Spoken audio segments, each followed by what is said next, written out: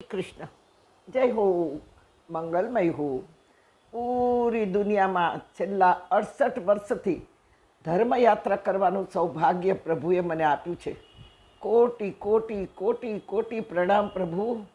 તમામ દેવોને મારા પ્રણામ, કારણ કે તમામ દેવોની કથા, સત્સંગ, ગુણાનુવાદ ગાવાનો પ્રસંગ, અવસર તમામ દેવો મને દેતા રહ્યા છે. બાકી આ એક જ કાર્ય એવું છે કે એમની ઈચ્છા વગર શક્ય જ નથી. દેવોને પોતાનું કાર્ય કરાવાય એ આપમાં બેસીને ઈચ્છા કરાવે છે. આપ મારા પરિવારમાં બેસીને વક્તા, પ્રવક્તા, કથાકાર પણ આપમાં બેસીને પ્રભુ જ નક્કી કરે છે. આપ બધાની અંદર ઉદ્ભવના ભગવાન જ કરાવે છે. હજારો લાખો પ્રવચનકારો, કથાકારો, વ્યાખ્યાનકારો છે. જ્યારે આપ મને પસંદ કરો છો ત્યારે મારું દિલ ભરાઈ આવે છે. મને થાય છે કે પ્રભુ, માત્ર આપ મને ભૂખ, તરસ, ઊંઘ, સ્મૃતિ આપવા માટે જ નથી, પણ કાર્યનો કળશ ઢોળવા પણ પ્રભુ તમે આ જીવને પસંદ કરો છો કે જેનું નામ બીજુ રાજાણી છે. પ્રભુની સાથે આપ મારા દૈવી પરિવારના સભ્યોનો પણ પ્રભુ સાથે ભાગીદારી છે. આપ પ્રભુ સાથે ભાગીદાર છો, કારણ કે આપની અંદર બેસીને પ્રભુ પહેલાં તો સત્સંગનો વિચાર કરાવે છે અને પછી એ કાર્ય માટે મને ભગવાન તમારામાં ઈચ્છા કરાવે છે. આપ શ્રોતાઓ તો મારો પ્રાણવાયુ છો, મારા શ્વાસોશ્વાસ છો. આપ તરફથી રોજે રોજની સંદેશ ક્લિપ સાંભળીને આપના અભિપ્રાયો, આપને મૂંઝવતા સવાલો, એના જવાબ દેતા દેતા દેતા દેતા મારું પણ જીવન બદલાવા લાગ્યું છે. મેં આશાઓનો દરવાજો સદા માટે બંધ કરી દીધો છે કે મને હવે કોઈ આશા ન થાય. જે છે, જે આવે છે સામે, એને સ્વીકારવાની મારી પૂર્ણ તૈયારી. પછી એ મારી ખોટા માટે હશે કે સારા માટે હશે, અને ખોટા માટે કદી હોય જ ના શકે.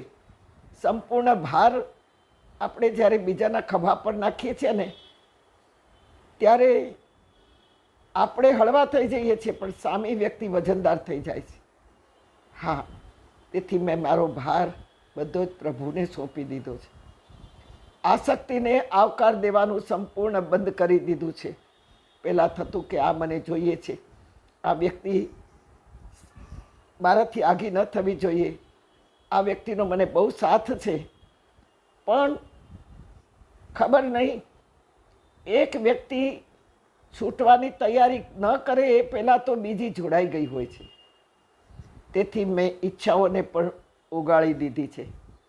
બચપનથી અત્યાર સુધી કેટલા ચઢાણ આવ્યા, ઉતાર આવ્યા, કેટલાય વાવાઝોડા આવ્યા.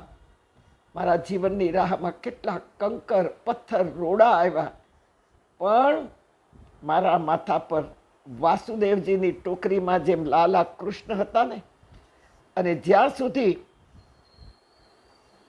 દેવકીના હાથમાં હતા લાલા ત્યાં સુધી કંઈ જ નહીં. પણ દેવકીએ પોકાર કર્યો કે નાથ, શું જોઈ રહ્યા છો? આ બાળકને ઉઠાવો જલ્દી અને મથુરા છોડીને ગોકુળની વાટ પકડો. વાસુદેવ કહે છે, હું જાઉં કઈ રીતે? ચારે બાજુ 7 જેલના તાળાઓ બંધ છે, કઈ રીતે નીકળું? વાસુદેવે હાથમાં લાલાને લીધા. પ્રભુએ લીલા કરી અને વાસુદેવના હાથમાં લાલાએ વજન એવું મૂક્યું કે મા દેવકીએ જે ટોપલી આપી હતી, ટોકરી, એમાં એની સફેદ સાડી પાથરી હતી અને એમાં લાલાને મૂક્યા હતા. ટોકરી વજનદાર થવા માંડી અને ઝટ દઈને માથા પર ટોકરી મૂકી, એવા તાળા તૂટ્યા.